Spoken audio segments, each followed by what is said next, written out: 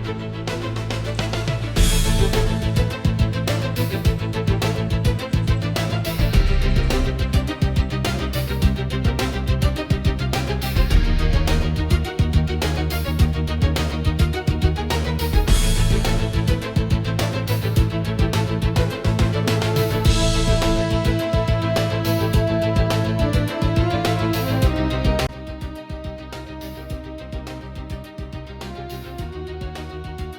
ามเบิ่งการสร้างสาพัฒนาอยู่ที่เวียงจันทน์ไชน่าทาวน์ตลาดสังเกียงเนาะเขตนี้ถือว่าเป็นเขตที่มีเศรษฐกิจ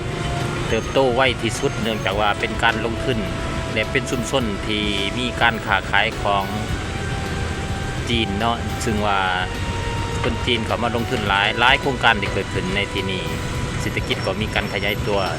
การค้าการขายเป็นชุมชนที่แออัดที่ว่ามีนักลงทุนเข้ามาอย่างจำนวนหลายมื้อนี้เข้าไปติดตามเบิ่งรายละเอียดของการเขตนี้เดียว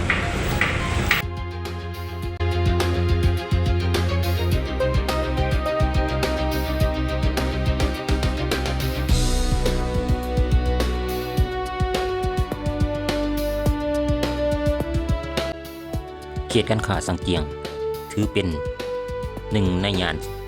การค้าที่เติบโตไวว่าและมีความคึกคืนที่สุดในนครหลวงเวียงจันทน์การเติบโตแบบกระโดดขันและความเจริญอย่างไวว่าของเขตนี้แม้นเกิดมาจากหลายปัจจัยที่ผสมผสานกันจุดยุทธศาสตร์ด้านภูมิศาสตร์ใกล้กับศูนย์การคมนาคมเขตสังเกียงตั้งอยู่ใกล้กับสนามบินสากลวัดไดและเส้นทางหลักที่เชื่อมต่อหาตัวเมืองการเดินทางและการขนส่งสินค้าแม้นมีความสะดวกสบายจุดเชื่อมต่อตัวเมืองใหม่เป็นเขตห้องหับการขยายตัวของตัวเมืองเวียงจันทน์ไปทางทิศตะวันตกเฮ็ดให้กลายเป็นศูนย์กลางการค้า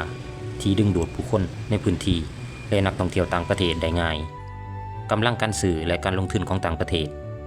แหล่งทุนและผู้ประกอบการจีนปัจจัยสำคัญที่สุดแม่นหลั่งไหลเข้ามาของกลุ่มนายทุนและพ่อค้าแม่ค้าชาวจีนสังเกียงได้กลายเป็นไชน่าทาวน์หรือเมืองจีนน้อยๆแห่งหนึ่งในเวียงจันทน์ที่มีนักลงทุนทางด้านอสังหาริมทรัพย์ร้านอาหารโรงแรมคอนโดและการบริการต่างๆแบบครบวงจรการสนับสนุนด้านการค้าระหว่างประเทศ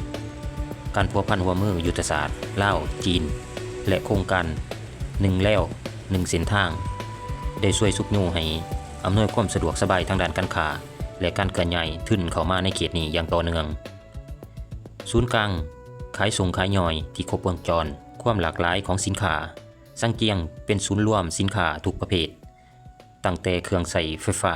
เครื่องนุ่งห่มอะไหล่รถอุปกรณ์ก่อสร้างไปจนถึงอาหารเครื่องดื่มและเครื่องอิเล็กทรอนิกส์ต่างๆที่นำเข้าโดยกงจากประเทศจีนในราคาถูก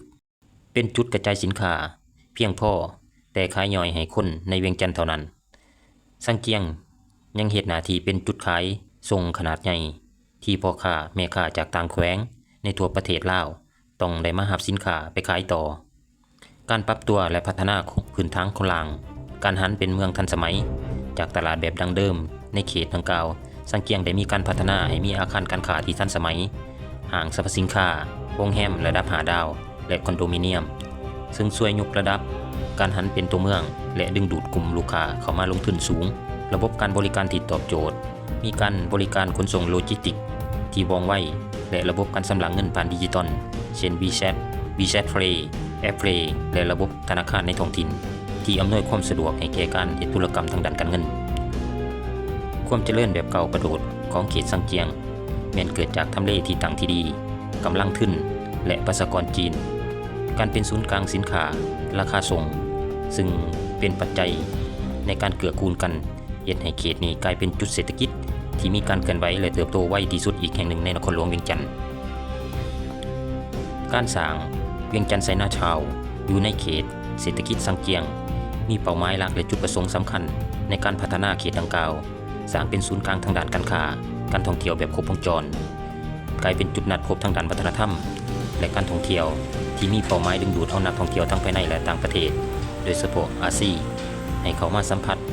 บรรยากาศกลิ่นอายของวัฒนธรรมจีน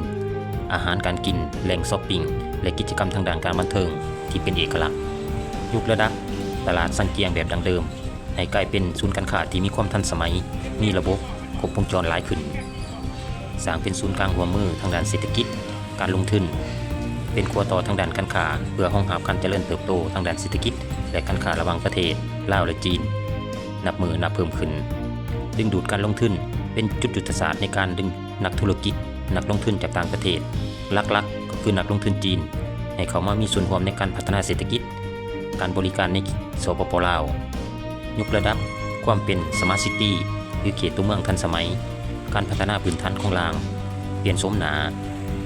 เขตสังเกียงและเขตอ้อมขางให้มีความเป็นระเบียบเรียบร้อยมีความสวยงามมีความปลอดภัยและเอื้ออำนวยความสะดวกที่ทันสมัยระดับสากลการบริการที่ครบวงจรบ่ว่าจะเป็นโรงแรมคอนโดของการให้เช่าหรือสถานที่บริการทางด้านการเงินเพื่อรองรับคนต่างประเทศที่เข้ามาเฮ็ดเวียกและอาศัยอยู่ในนครหลวงเวียงจันทน์เป้าหมายสำคัญเวียงจันทน์ไชน่าทาวน์ในเขตสังเกียงคือการสร้างให้เป็นย่านเศรษฐกิจการค้าแหล่งท่องเที่ยวทางวัฒนธรรมจีนที่มีความทันสมัยใหญ่ที่สุดในนครหลวงเวียงจันทน์เพื่อเป็นแห่งขับเคลื่อนใหม่ทางด้านเศรษฐกิจและการท่องเที่ยวของลาว